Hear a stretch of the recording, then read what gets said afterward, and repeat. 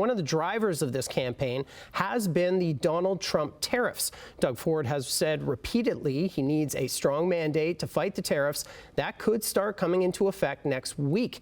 But with just days to go, there's still no firm indication of exactly what Trump is going to do. Al Sweeney joining us tonight with the story. Al. Matt, if anyone is a little confused about what's going on, they're not alone.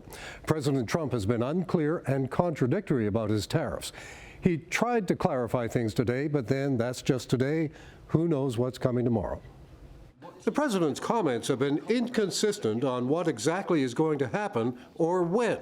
First this week, he suggested a tariff delay until April. 25%. 25%. When does it go into effect?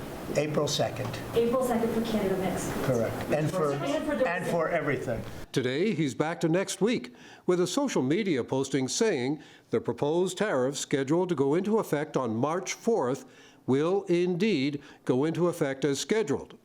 The federal government says it's done everything Trump wanted to stop fentanyl crossing the border into the U.S. Trump didn't agree today. As Mexico gets stronger in terms of the border, it goes up to Canada, and a lot of drugs are coming in through Canada. We can't have that. So here's how things stand at the moment. Next Tuesday, March 4th at 12:01 a.m., a 25% tariff is to be imposed on all Canadian goods except energy. A 10% tariff will be imposed on energy.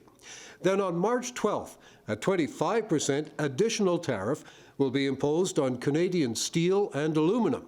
Stacked on the earlier tariff, that'll add up to 50% steel and aluminum tariffs.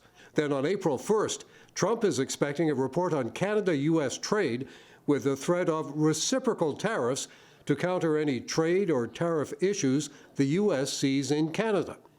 Trump tariff watchers are wondering if the uncertainty is all part of a Trump plan to negotiate a lower tariff next week. He's a man who believes that chaos and uncertainty works in his favor. So he throws out these numbers and these dates with the expectation that leaders from the other country will negotiate with him. We're probably not going to know what happens until it happens. McMaster economics professor Colin Mang sees a 50% chance there won't be any tariffs next week.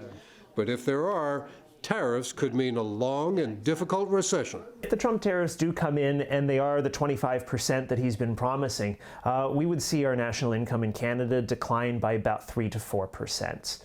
So that would be a pretty significant decline. With people in Canada worried. Yeah, it's very scary. I think it's going to have a big impact on Canadian economics. Canada needs to take initiative and kind of show the U.S. that we will not comply to the U.S.'s absurd stories or absurd goals.